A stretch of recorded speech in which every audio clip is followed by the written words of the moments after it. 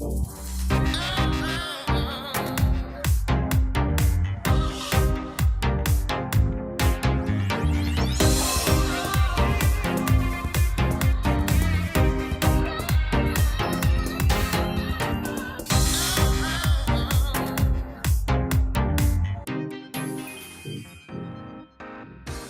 everyone, I'm Chrissy B and welcome to the Chrissy B Show. Now, we are the only program on TV dedicated to your mental health and well-being, and we've been bringing you help and advice in this area for over 6 years.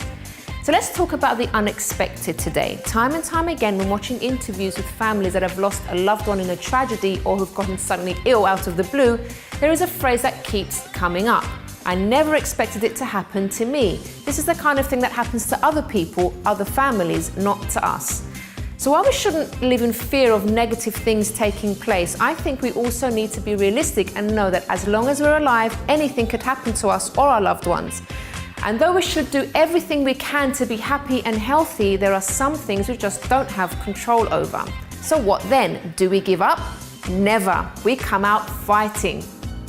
So on today's show, we'll be delving into this topic and giving you some tips. We're going to start off with Kevin O'Neill's story, who since 2006 has suffered from severe chronic pain but struggled to get a diagnosis. Finally, it was discovered that he had a tumor on his spine. After years of treatment for both depression and multiple tumors, one of which is so rare that only 15 people in the world have it, Kevin tells us how he remains positive and also all about his 15-to-1 campaign. And remaining on the fighting back notes, we visit another primary school for our MHD challenge. And for those of you that don't know what MHD stands for, it's Mental Health Dance Challenge.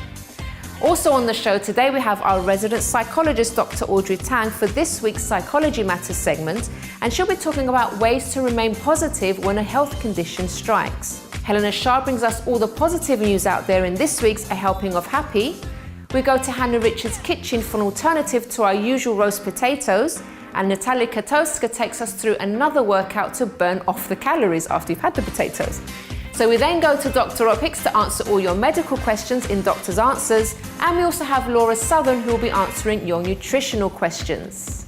But first, let's start off with Kevin O'Neill's story. Now, unfortunately, Kevin couldn't join us in the studio due to the pain he's in at the moment, but he has sent us in a video. And just a warning to our viewers, there are some graphic images of Kevin's surgery.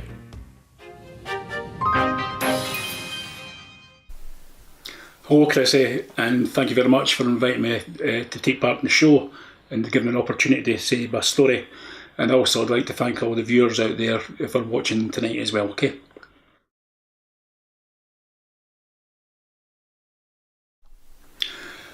What was life like before I became ill? I'd actually started becoming ill 12 years ago. That's when I first discovered that I was getting a lot of pain shooting up from this part of my stomach, going right up to past the chest and right past the shoulders, and it was on the same with the back. The pain was excruciating, and for a good 3.5 years I've been misdiagnosed. It was later on, and round about the year 2010, when I was actually finally diagnosed. But life was really good for me. I used to work for the trade union Unison. I was in a really good job. I really enjoyed it. I enjoyed what I was doing. I've got a really good life still with my wife and with my son Nathan. My wife Kirsty is brilliant. She really looks after the family, and life was really, really good. We'd go on a lot of holidays, we would do a lot of concerts, we had a really good social life, and so yeah, we had a really good life before I became ill. And it's just unfortunate that because of the illness, what I'm going through, it's very unfortunate that there's a lot of things that I now have to consider what I do, whether it's then planning a holiday or whether it's then planning going to a concert or planning just going out with my mates for a drink or whatever. When I was originally diagnosed, like I said earlier there, my first diagnosis was way back in November 2010. Like I was saying, I was suffering from chronic pain. But without going into too much details about being misdiagnosed, it was actually found out that I had a tumour that was on my spine. And then it was in the January 2011, I had to go for an operation at the Western General in Edinburgh.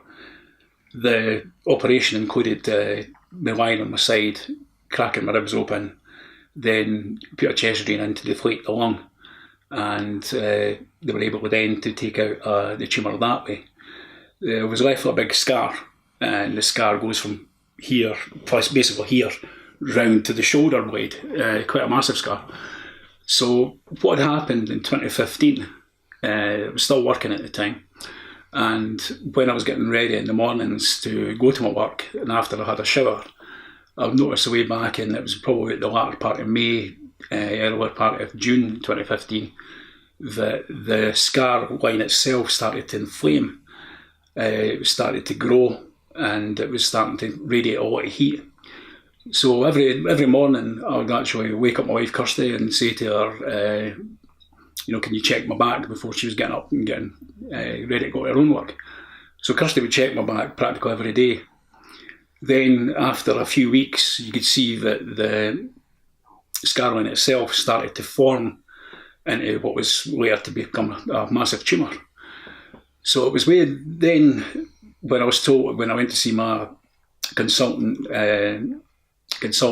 surgeon way back in September 2015 at the Royal Infirmary in Edinburgh, Mr. Bill Walker, when he told us that it was malignant and that there was no option but to operate, basically what was going through my mind was OMG type of thing. I was glad that he was open and honest about what was going about the diagnosis and what I had to go through with the surgery. I mean, because basically he was saying to me that the surgery would include cutting out my ribcage and the right hand side of my body, and then rebuilding my chest once I got the tumour out from me. So I mean, that was fine. I was glad that he was being upfront and being honest about that. It was also, I had a few more specialists to see before the operation. It was then on 7th October 2015, I had the surgery at the Royal Infirmary in Edinburgh. How did I cope at the time? I actually coped really well, because actually, if my wife Kirsty was here and be able to talk about it, she would say that I was ready for whatever would happen. Whatever type of result, I mean, I was actually ready for them to tell me that I'd get palliative care and I'd be lucky if I lived till Christmas. I'm so glad that that wasn't the case, and that they were able to operate and they were able to then do the operation successfully. But the coping strategies, I mean, we still carried on life as usual. My son Nathan was really young at the time, 2-year-old. So we'd have a lot of fun with him, the best I can. What I was able to do at the time, and still able to go out with Kirsty and do some things, but it was awkward because of the size of the growth, but coped really well during the time, yeah. So we're going to be hearing more from Kevin soon about his campaign after the break, but let's now go to Audrey talking about how you can come out fighting when the unexpected happens concerning your health. Welcome to the show, Audrey. Thanks for having me, Chrissy. So again, never a nice thing to be diagnosed with any kind of illness, be it physical or mental health issues, but yeah. How would you say people can actually reframe that and look at things differently? One of the most important things, first of all, to prefix this with is we're talking about a non-terminal diagnosis at the moment, because that can be quite different. But the first thing is actually allow yourself to grieve, because you've had a major shock there, and what you may have thought or known about yourself has now changed, and that can be quite frightening. You may be thinking, all the things that I used to like doing I can't do anymore, or I won't be able to eat this or go there or see that thing or whatever it might be, and that's really quite frightening, even though you may have wanted a diagnosis, because at least you actually know what's wrong with you. And the sad part is, when something like this happens, you suddenly get an awful lot of unsolicited advice from other people, largely, oh, well, you've still got the rest of your health, oh, well, you've got everything else. And the silver linings, all of that will come eventually, in that you will find a way of managing, you will find a way of moving through. But the thing to remember is, although the idiom says, when life gives you lemons, you make lemonade, you need a lot of sugar to make lemonade as well. And sometimes when you've had a nasty shock like that, you may not have that sugar. So don't force yourself to get through that. And be wary of who is trying to give you their unsolicited advice. That's the first thing.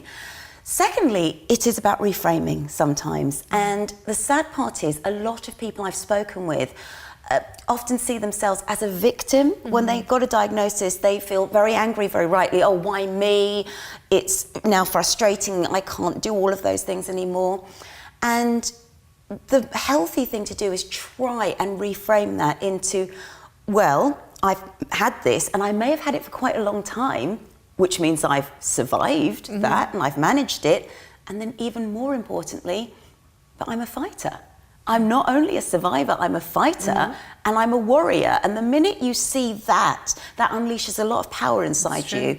And that way you can work probably better with your health professional, because now you can look at that disorder as something that you can fight, and it will be hard, but you've got a health professional on your side. You might have a whole team of doctors and nurses on your side, and you're able to both fight that together, as opposed to thinking, oh, it's me, I've got to accept all of this now as part of me.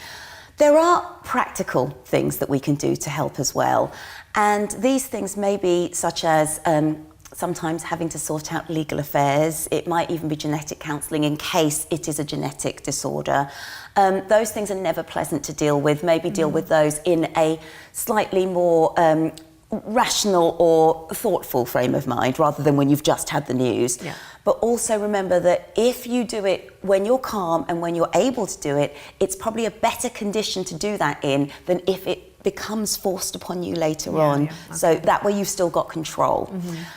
It doesn't hurt sometimes to ask for a second opinion. There can be a cost in that, so be wary of that.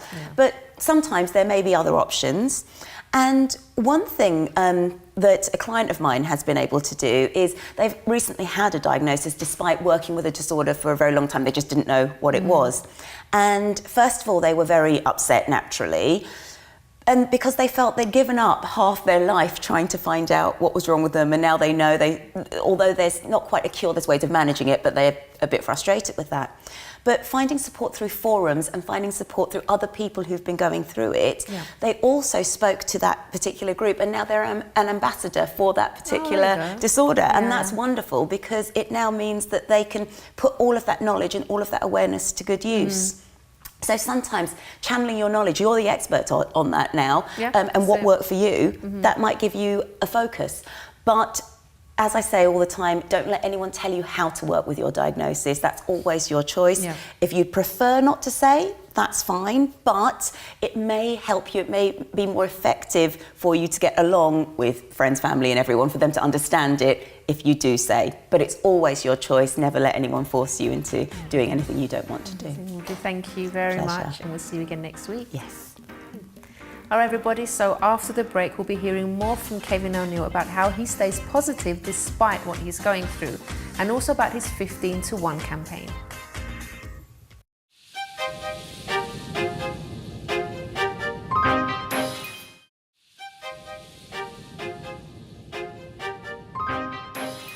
Welcome back to our program, everyone, which we've titled Fighting Back When Medical Conditions Strike.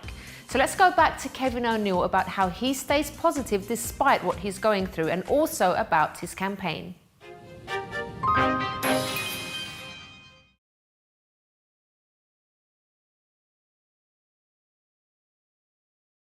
I'm alive. 3 years ago I could have been facing death. I know how grateful I am for the NHS saving my life, and I can't thank them enough for what they did for me. There's people, the way I kind of look at the positive things about myself is that there's people out there who's a lot worse than what I am, and I'm just so fortunate that I'm still living and still mobile to the best what I can do, daily things and daily stuff. But also what keeps me positive is, you know, there are normal things to enjoy in life, like watching a movie, going to the movies, going to a concert if I'm sitting down, looking forward to celebrating Christmas, what's coming up soon with family. I turn 50 next year, so I'm looking forward to how we're going to celebrate my 50th. Then it's looking forward to other events, you know, lifetime events, like say going for a holiday next year. I think I'm going to be twice next year now, and I'm really looking forward to that. It gives me something to think about and to look forward. And also what keeps me positive is my 1 of 15 campaign. That's been really good. To be diagnosed with the rare tumour called malignant myopatoma And to be told that I was only one of 15 people worldwide with that condition, there was actually threw me back. But rather than sit and dwell on it, I actually started a social network campaign to try and find the other 14 people in the world who's got malignant myopericytoma. I am in touch quite regularly with the charity called Sarcoma UK, because the malignant myopericytoma is part of the sarcoma family of tumours. That just makes you think that in this day and age, if we could actually have a family of tumours, for cancer. It just shows you how rotten life can be with cancer.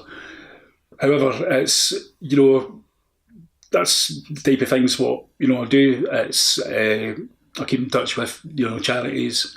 I've got my social media campaign going, daily life things, looking forward to my wife coming home for work, looking forward to picking up Nathan from school. All these different things, that's what keeps me going.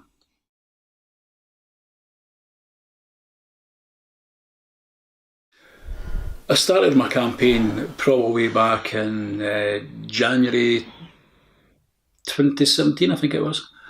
The reason why I started that campaign was that I felt lonely. I felt that I had nobody to speak to. I felt that, there's a lot of charities out there what do the men's groups and the women's groups, but I just felt that I didn't want to go to a men's group and take more time away from people with their way of getting their stories across about whatever cancer what they had. I just felt that a lot of people would probably be intrigued about the story of what I've got.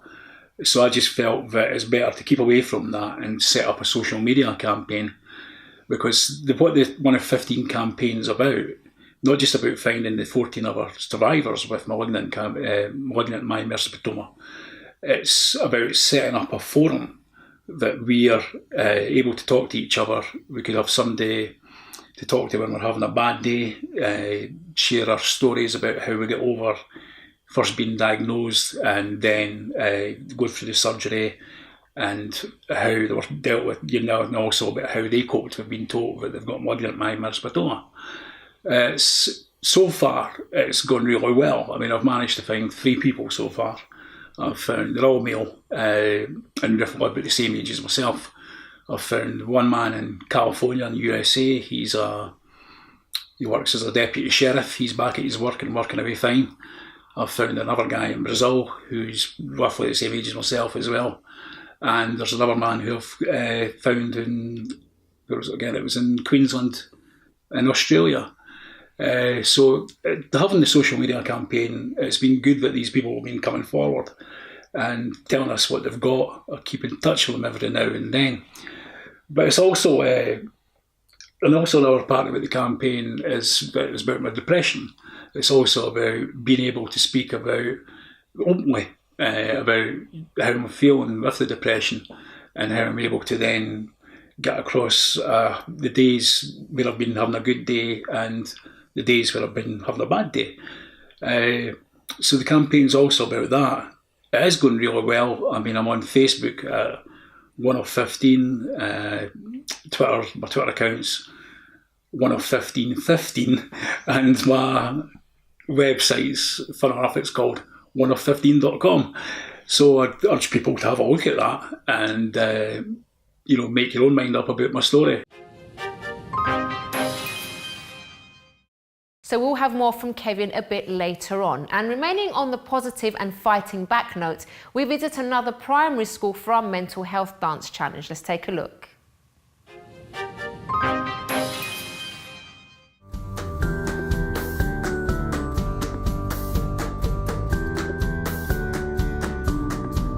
Another school, Sharon. Hi everyone. So today we are here at North Thall Church of England Primary School to do the MHD challenge, and for those of you that don't know what MHD stands for, it's Mental Health Dance Challenge. I'm here with our family coach on the programme, Sharon Norton. So Sharon, this is something that we put together last year now, isn't it? Yeah, Time has flown. Really and yet another school for us. I know, it's fantastic. We're really getting lots of schools on board, so Yes. it's really exciting. It's really building momentum. So. Yeah. I know the children have been practicing, Sharon, haven't they? You've already been in to teach them some of the dance. Yeah. So let's get to them.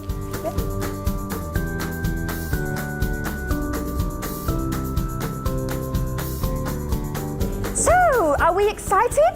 Yes?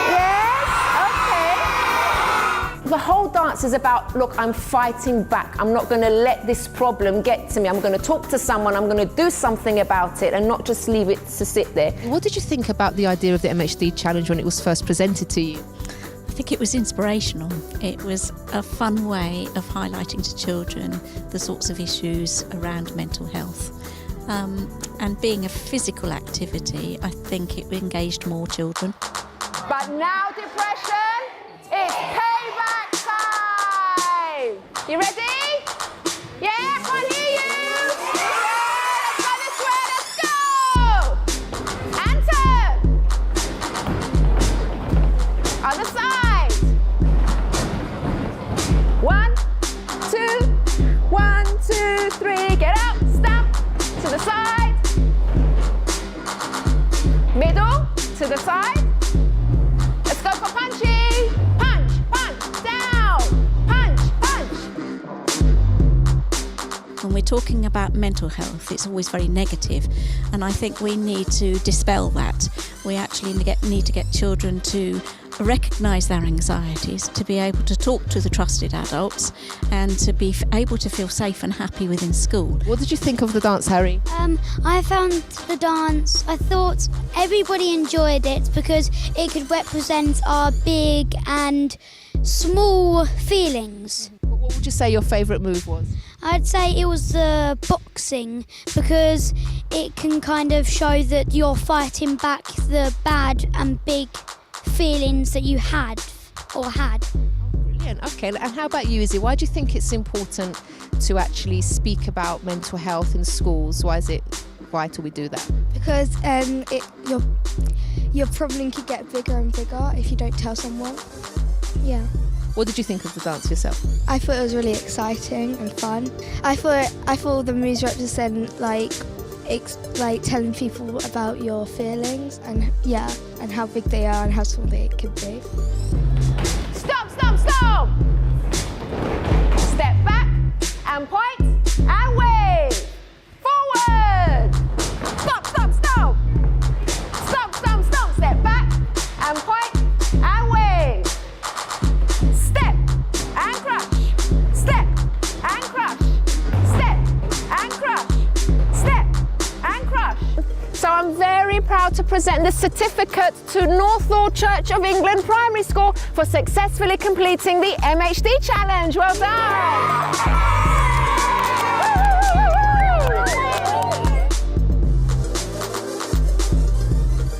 So everyone, it was really lovely meeting everybody here at Northall Church of England Primary School. As you saw, they did such a great job with the MHD challenge, and I'm really happy that they understood the message behind the dance and the reason why, it's so important to speak about mental health issues.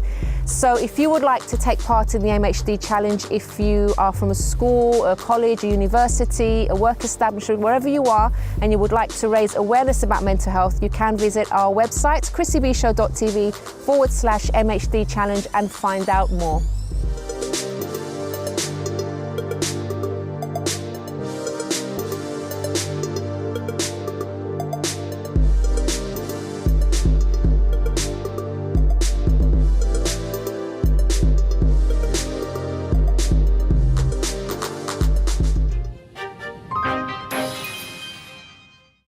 Thank you so much to everyone from Northall Church of England Primary School and for doing such a great job with the challenge.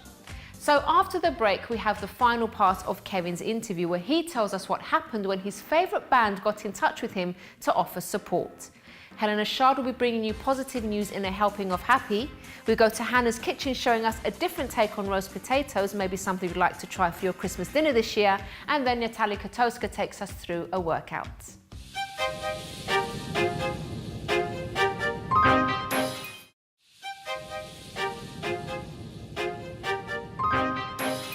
Welcome back to the Chrissy B Show, everybody. So we've been watching the story of Kevin O'Neill, who was diagnosed with a very rare form of cancer. And let's see what happened when Kevin's favourite band got in touch with him to give him some support. My favourite band's Marillion. I've been a massive fan of them since 1982. I think I was, 13 at the time. I've seen him well over about 140 times. The management of the band have been really, really good with me. What had happened when I was going through my radiotherapy treatments, I was getting 30 at the time at the Western General in Edinburgh. And this was in January and February 2016. What happened that I was doing a kind of breakdown. Every day I would do, there's one down, 29 to go, do it with more treatments type thing on social media.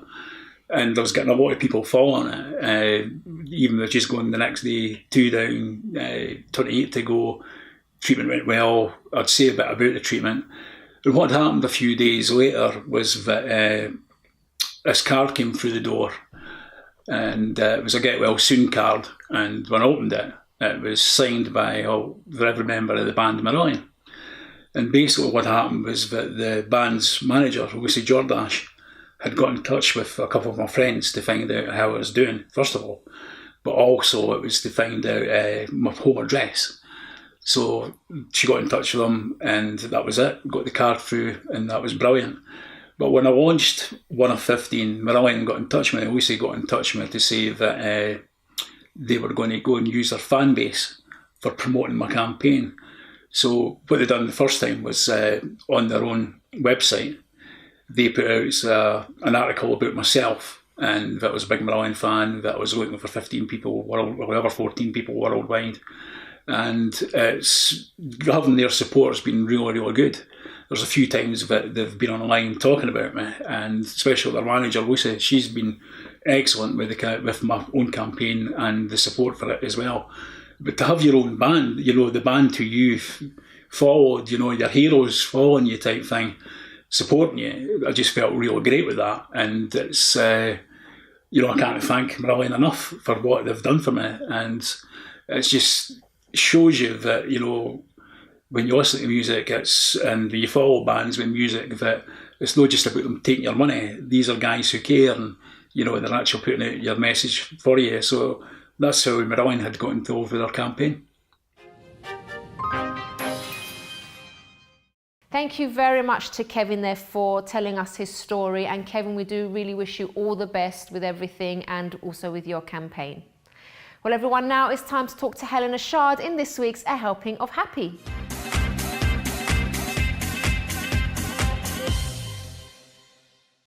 Welcome to the show, Helena. Thank you, Chrissy. Positive news. Positive Did you find some positive news? Well, I for have us? got positive news. I've got sort of some case studies, and it's about what they've achieved.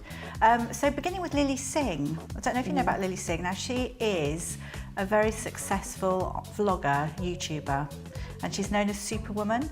Anyway, she has recently released a video, and she's been going for 8 years. And during that time, she has non-stop been putting material out every day. Wow. Every day. And she's now put out a video, which I think is very brave and good, because she recognises things in herself, that she is having to stop. She's got to take time out because she's mentally, physically, emotionally and spiritually exhausted. She needs to recoup her creative energy.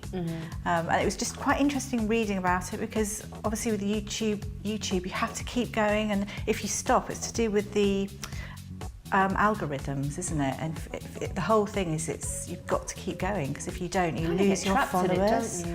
I just find, that's, for me, that's one of my worst nightmares. But every day is quite excessive. I know that's 8 years. Yeah, but for like some successful people that just post 3 times a week and they're still doing really well. Exactly. She actually says that she's also successfully very, very rich and has made loads of money out of it. But to be fearful to lose your followers. And she also is saying that she almost doesn't understand it anymore. She doesn't understand, it's like this machine, you have to churn loads of things out. So giving it a break, but good for her, I say. And good luck. I'm sure she is far better, isn't it? Success doesn't equal well-being. That's the thing, isn't it? It's the other way around. That's true, yeah. It's very true, isn't it? A lovely story about Ashley, I won't say her surname, but she has kidney disease, unfortunately, which she was diagnosed at 13 months. She's 14 now.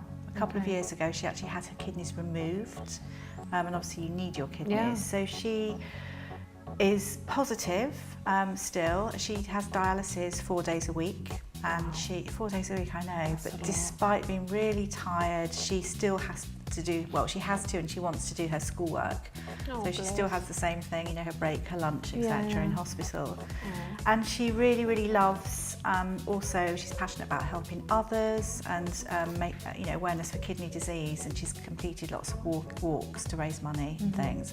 But she was just saying she's positive and she's happy, and it's her family and friends around her and her dear lovely dog that keeps her going. But so brave and great. Moving on to, this is quite a simple one, but great. Overcoming my stammer. This is about a 17-year-old Morgan Hooper who has achieved his dream. When he was younger, he always wanted to be centre of the stage and lead in a play, but he wouldn't talk because of his stammer. And he, for a long time, for years actually, but then he decided to take a course. The course helped him, and then he now, his life is completely changed around, and he wants to inspire others. He's taken every single challenge there is. I think he should come on the show, personally. I've actually got someone in January coming with quite a similar story. Yeah, he's doing really well as well. Really, it's not the same person. No. But so he went on to Radio 5, I think, to do an interview, and that really boosted his confidence. And now he's carrying on. I think he does magic, I think, to also ingratiate himself with people, and now he's using that to raise money for charity. But it's basically his dream, he's now going to keep going. I think he's out of his comfort zone, isn't he? Those challenges are always really good. Maisie Stocks, 16, from Southampton. She's recently done the Rickshaw Challenge. She has, at 2 years old, had spinal compression, bone squashing her spinal cord, and she's undergone 2 operations to remove the bone, and also has recently had an operation a couple of years ago, to straighten her legs, which is really painful. She has a common form of dwarfism, and she spent a long time feeling really bad about herself, very self-conscious, didn't feel accepted. But then it's called the Dwarf Sports Association, and it's the most amazing thing. As soon as she joined them, it's given her so much positive influence in her life. So she did the Rickshaw Challenge, which is like 423 miles to raise money for children, and I think the main thing is she's really inspiring. She's 16 now. Wonderful. Helena, thank you. Thank you so much. I'll see you again very soon. Yes, you will. Wonderful. Okay, everyone, so now it's time to go to Hannah Richards on location in her lovely kitchen, and she's going to be giving us another take on our roast potatoes. Hello and welcome to the Chrissy B Show. My name's Hannah Richards, and today I'm going to show you how to make roast potatoes with a little twist.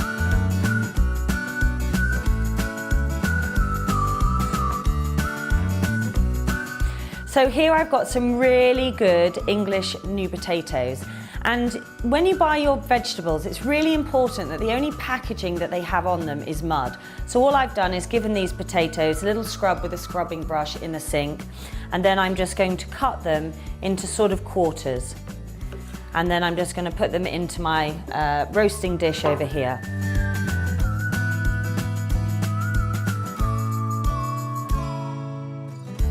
So once they're all chopped up into quarters, nice small bite-sized bits, just take some olive oil and sprinkle it all over the potatoes. Be quite generous with the olive oil. It's a good fat, remember. And then I'm just going to put some sea salt all over them. Again, be nice and generous. Some black pepper. Again, be nice and generous. And then I'm going to use one of these garden herbs, which is called rosemary. Now, rosemary is a brilliant English herb. It grows in lots of gardens. You might actually find it in your garden without knowing it. And it's beautiful. So now is the little bit to get your hands dirty. We're going to mix all of those flavours up together and just get in like that. Mixing the sea salt, the black pepper and the rosemary all over those beautiful British new potatoes. So once they look like that, We're going to put them in the oven at about 180 for a good 40 minutes, but we're going to keep our eye on them to make sure that they're not burning. So those new potatoes have been roasting in the oven now for roughly around 45 minutes. I'm going to have a look and see if they're done. Oh, they look absolutely perfect. So you know when they're done, when there's just a little bit of goldenness on top of the spud. Make sure there's definitely no black, then the oven's been way too high or they've been in for too long. And the rosemary's still there. So let's give this a go. Yummy. So now you know how to make your new potatoes just slightly different. I'm Hannah Richards, cooking for the Chrissy B Show. Have a great day, guys. Thank you very much to Hannah. So now it's time to burn off all those calories, this time with Natalia Katowska. Hey guys, it's me Natalia Kotowska and can do it with Nat, your fitness expert. And today we're gonna concentrate on our lower body, mainly our glutes, quads and hamstring. So stay with me. We're gonna use our mat. So we're lying, nice comfortable position. Hands, try to have them close to your body, knees and your feet, approximately 90 degrees. We're gonna go for exercise called the bridges. We're gonna go all the way up, squeeze our glutes while you're up, as far as you can, as high as you can. Squeeze it, hold it for a split second, go down. Go up, go down. Breathe in, breathe out. Engage your core muscles at the same time. Go for, again, 1 minute or at least 20 repetitions each. That's the first one. That's the very basic version. If you want to go harder, so you're just using one leg. So you're pushing all the way up, squeeze, hold, and down. Up and down, and up and down. We're mainly using one butt cheek, so then you have to make sure that you keep changing your legs and working both cheeks same time equally. Yeah, so you're going from the first one to the second one, then you switch legs. Now, if you want to go even harder, you can raise your feet, go for dorsiflex, so you want to push that ceiling. Go all the way up, all the way down, all the way up, all the way down. If you want to make it harder, go on your heel, push up, go down, push up, go down. Again, because we're working just one butt cheek, if we go on one leg, we want to go again with the other side. Go up and down, and up and down, and up and down. So again, we want to repeat that. Either we go for time, so 30, 45, 60 seconds, or we go for 10, 20, 30, 40 and more repetition each. Make sure you do have a break in between. Make sure you challenge yourself, and let's get that summer body ready. Thank you so much for today, and I will see you next time. Thank you very much to Natalia there. So after the break, we have on two of our experts to answer your questions. We have on Dr. Rob Hicks addressing medical questions, including this one, how can I cure morning sickness? And nutritionist Laura Southern will be answering your nutritional questions, such as this one. Are there natural remedies to simple problems like headaches and stomach aches without dosing on medication? Find out what they have to say after this break.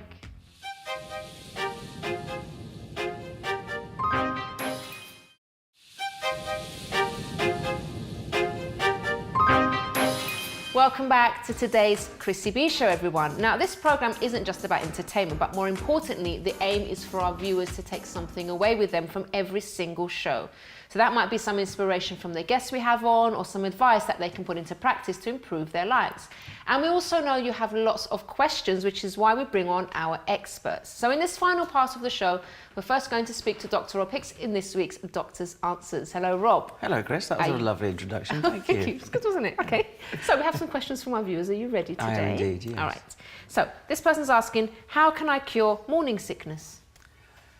The age-old problem of pregnancy, and I think one of the things to be alert to is that it's called morning sickness, but it can happen at any time of the day. And the other thing is women will read is that by about 14 weeks of pregnancy, morning sickness will be behind them. Well, thankfully for the majority that's true. However, people that went on for ages, it can go right the way through pregnancy. So I think that's an important starting point. So how do you cure it? How do you get around it? Because it does make pregnancy miserable, and pregnancy is supposed to be a happy time. Is one of the things to think about is avoiding things that you identify might trigger your nausea. So it might be the smell of hot food, it might be the smell of certain foods that set things off for you, so obviously you avoid those.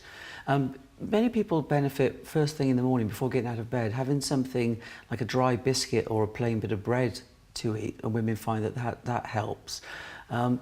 During the day, having small portions of food, again of plain foods, so carbohydrate-rich foods rather than fatty foods, so pasta, rice, potatoes, for example, those sorts of things can certainly help. It is very, very important to drink lots of water, because one of the problems with morning sickness, if you are vomiting, is that you're at risk of becoming dehydrated.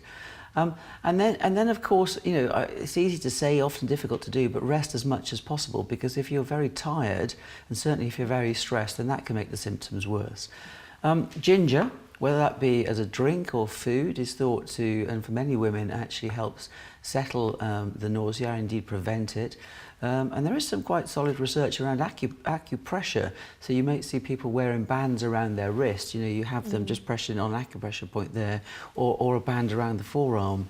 So those are the sorts of things to consider. I would urge you though, if you're finding that you're feeling unwell with the morning sickness, or you're not able to keep anything down at all, have a chat with your GP, because your GP may be able to prescribe you some anti-sickness medication, which is safe to take in pregnancy, but if you're not keeping anything down at all, you might need a day or two in hospital to get rehydrated. Yeah, definitely. Okay, and next question, Rob. When my partner and I met, he already had an STD from a previous partner. We are planning on getting married soon and starting a family. How can I protect myself? Oh, what a very, very, very good question to ask. I think the first thing is, did your partner get treated for this sexually transmitted infection? Because if not, then obviously he needs to get along to the doctor and get the right treatment. He may need to be tested again to see if the infection is still around, but certainly if he hasn't been treated, he ought to be. If he was diagnosed and then given the appropriate treatment and then the infection has gone, then you shouldn't have anything to worry about. The other thing to think about is from a protection of your own self and indeed your partner, is if you've been sexually active before, it would be a good idea for you to get tested as well, so that if there are any infections around, you can get those treated, and possibly get your partner to be tested at the same time. I mean, in sexual health clinics, often couples come along. It's a very supportive thing to do, to get tested at the same time. And then if there are infections that need treating, the right treatment can be given. So I think the first thing to do is to find out what infection it was, find out whether your partner was treated, and take it from there. I mean, there might be, sometimes it's an infection, a herpes infection, for example, which of course stays in the body. And then of course you'll need advice from the doctor on the best ways of avoiding that. I mean, that might involve using condoms. Obviously it means not having sex when your partner has, herpes outbreak, and sometimes the doctor can actually prescribe what's called antiviral medication to try and reduce the risk of transmission. But I think that's, if it is that infection, that's something that needs discussion, the two of you to have with your own doctor. If in case of herpes, for example, you said it could stay, but if she wants to get pregnant, then do they have to look at other options maybe? No, they can still fall pregnant naturally. It's not a problem, but it's about keep sticking to the times when there aren't outbreaks, because when there's not symptoms, the likelihood of transmission of the virus, the herpes virus, is incredibly small. Okay, all right, brilliant. Okay, Rob, thank you so much. My pleasure. And we'll see you again next time. Yes, you will, yeah. And everybody, if you would like more information about Rob, all you need to do is head over to our website, chrissybshow.tv, scroll down and you can get all his information there. So now it's time to go to our next expert and get your nutritional questions answered with Laura Southern.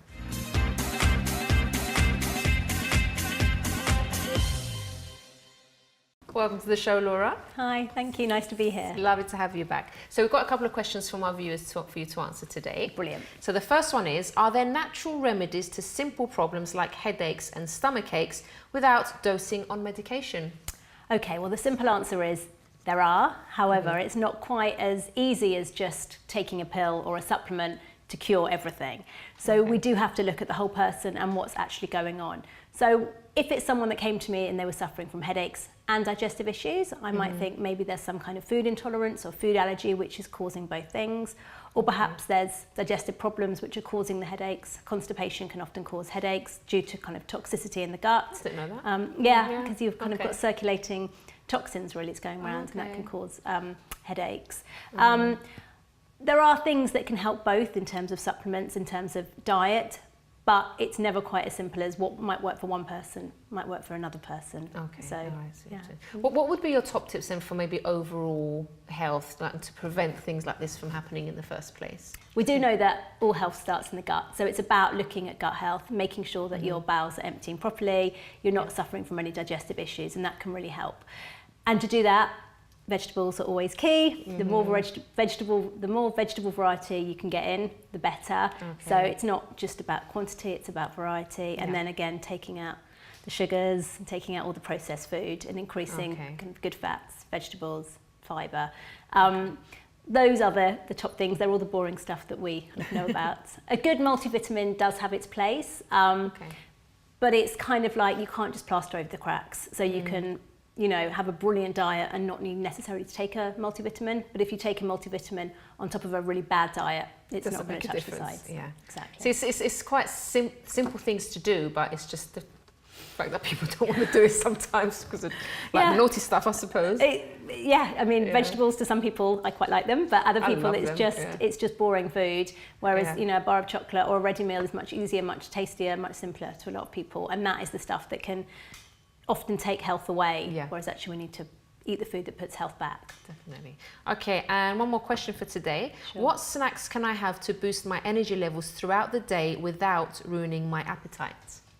Okay, so snacking's a funny one because I trained in nutrition about 10 or 11 years ago, and at the time it was all about 3 meals, eating snacks throughout the day, and it was always about snacks. Yeah. The science, as it changes a lot, and it's kind of reversed, and actually we know for health, snacking isn't brilliant. We should really be sticking to our 3 meals a day. Really? Yeah. Oh, when did that come?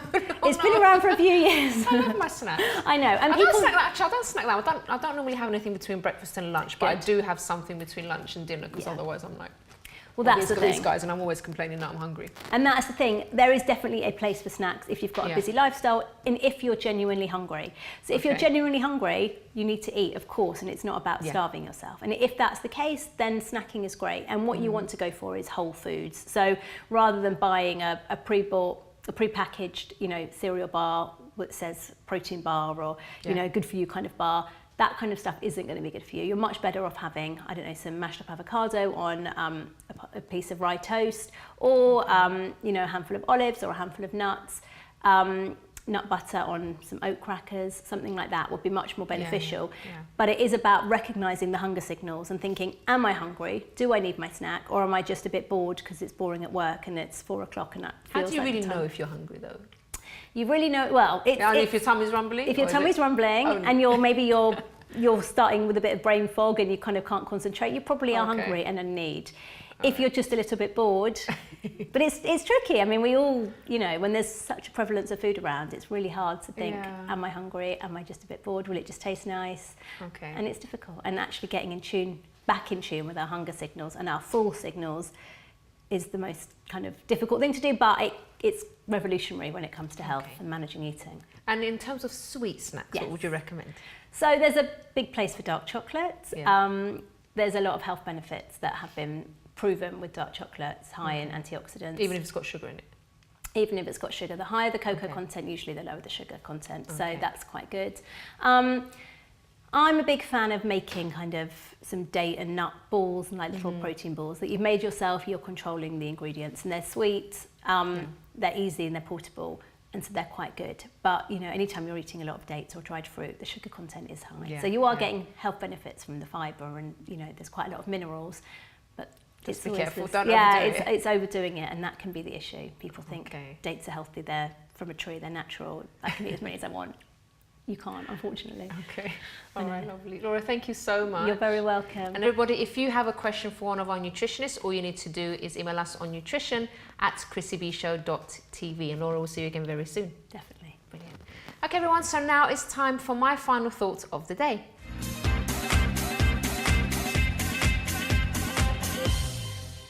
Thank you very much to all my guests on today's program, and a very special thanks to Kevin for going to the trouble of recording those videos for us. It wasn't easy. He was in a lot of pain even while recording, but he's a fighter and he still managed to do everything. So thank you very much, Kevin. So something I'd like to home in on for my final thought of the day is how you see your problems. Now, what tends to happen for many people is that they get used to a certain situation. They get it so much so that it even becomes comfortable in a way. So even though maybe they are suffering with pain, or maybe they have depression, even the thought of not having that anymore somehow seems to scare them. They think, oh, what's life going to be like if I'm healed, for example? What's life going to be like if I'm not depressed anymore?